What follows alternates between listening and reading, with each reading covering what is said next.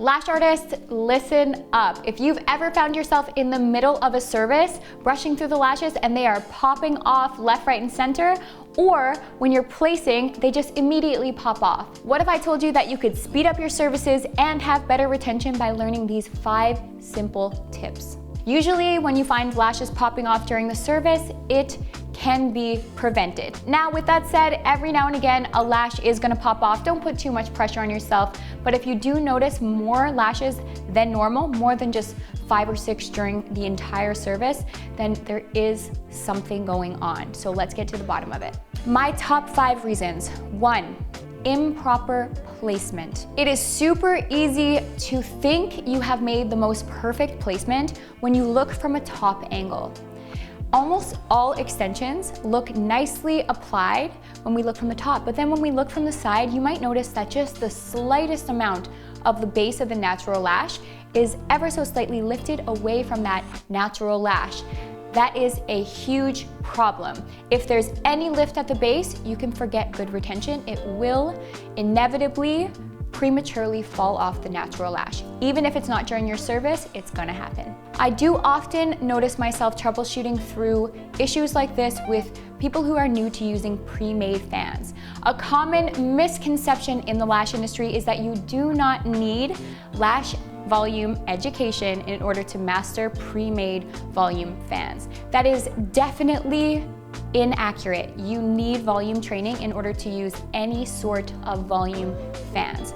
So what I normally see is because a lot of pre-made fans, particularly short stem, have a more squared base, a lot gets hidden. So like I was saying before, when you're looking from the top, if you have a thicker base, it's really easy to think you have good placement. But again, looking from that side, if that base is lifted at all, forget about the good retention. I also, you can tell by this video that I talk to a lot of lash artists every single day, so I'm used to troubleshooting. But another thing I notice is people get caught in the rhythm of working on certain lash types. So most natural lashes are pretty similar. They stand about a little bit up, not super downturned, not super uplifted. So when people come in to see artists and they have really curly or really upturned natural lashes or super straight downturned natural lashes, it can throw off the whole flow. So we get stuck in a routine of placing our extensions by using our muscle memory, the same techniques that we use on everyone, but on a client who has something unique, you cannot do that. It takes different wrist angles, it takes a different technique for holding your tweezer, and just all around a different method for lashing these clients with super upturned or super downturned natural lashes as a whole. So I commonly hear of artists noticing that lashes are popping off when they're working with new natural lashes that they are not yet familiar with. In this case, be patient, do more trainings, and learn techniques in order to master placement on any natural lashes. That actually brings me to point number 2, improper glue choice. I hear so often that people want to use a 1 second or 0.5 second cure time glue, something that's really fast, because the thought is, if I can use a glue that cures faster, then I can be faster during the services. And although that makes sense theoretically, in practice, that is absolutely not how it goes. If you're using a glue that's curing too fast for you, you are compromising retention and you're not gonna make a really solid bond.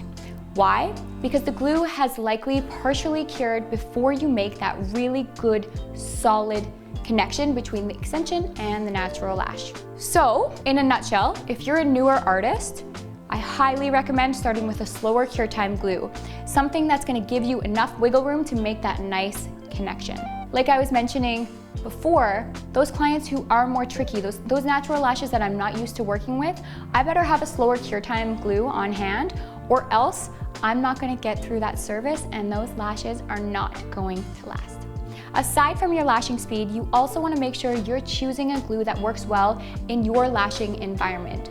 So make sure you check out your manufacturer's instructions to find a glue that works well in your temperature and humidity. If you need help finding the right glue for you, we are an open book. Reach out to us through DM on Instagram, email, Anything that you need, we are here to answer your questions. So seriously, reach out to us. We can help get you set up with the right glue for you, your speed, and your environment. Number 3, your isolation may be off. Isolation is very tricky. Just as mentioned before, each natural lash needs something different. So you need to have a lot of isolation hacks in your back pocket to pull out on the fly.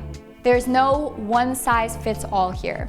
The tweezer that you use makes a huge difference. So let's take curly or unruly natural lashes as an example. If you're lashing unruly natural lashes, you need a very fine pointed tweezer with a good curvature in order to maneuver around those close together intertwined natural lashes. That takes a very specific tweezer. My personal favorite is the Sunset Ultra by Lost Artistry Lash.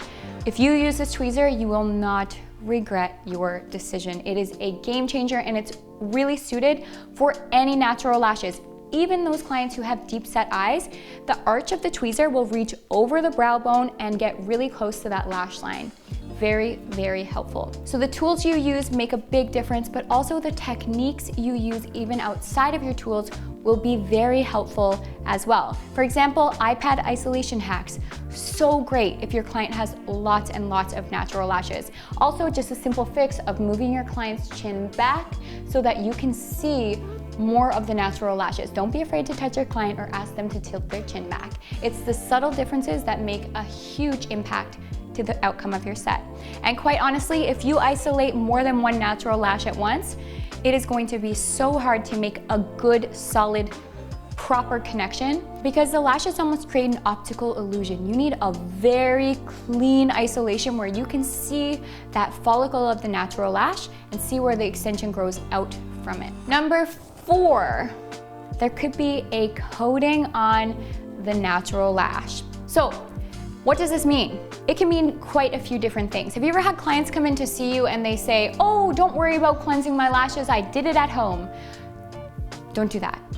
X-nay. If they say that they wash their natural lashes, you say, that's okay, I'm gonna give you an extra one just to be safe. Reason why is because you wouldn't believe how fast oils begin to find their way into the lash line. They could have been sweating on the way from their house to your service, and that creates oils in the skin. On top of that, you don't know how well they rinse the product off their natural lashes. So when it comes to lashing as a whole, always start with a nice cleanse and prime before you start the service. And when you're cleansing in your space, make sure that you use the right cleanser. How do you choose one? Here's the best tip. So you want a foam cleanser that is really light and gentle. Why? Because it's really easy to clean off the natural lashes. I had retention problems before, and I was using a gel cleanser. I was like, oh, this is cool. It foams up cool after like the gel kind of turned into a foam, you know, like shaving cream, kind of like that. And I was like, oh, this is really cool. But when I started using that, I noticed that I was getting bad retention, and I was like, what is happening? And it was simply because even though I was rinsing, the product was not coming off the natural lashes. So it was creating a barrier between that natural lash and the extension, which was not helpful. So make sure you're using a really gentle foam cleanser that's easy to rinse, and even still give a double rinse just to make sure.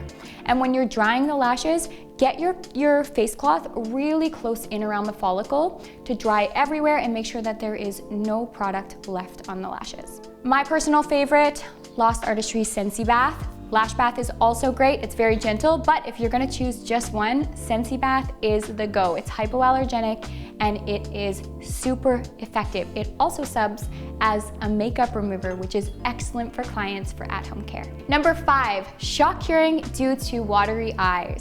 We've all been there, we've all had clients whose eyes have watered at some point or another throughout our careers.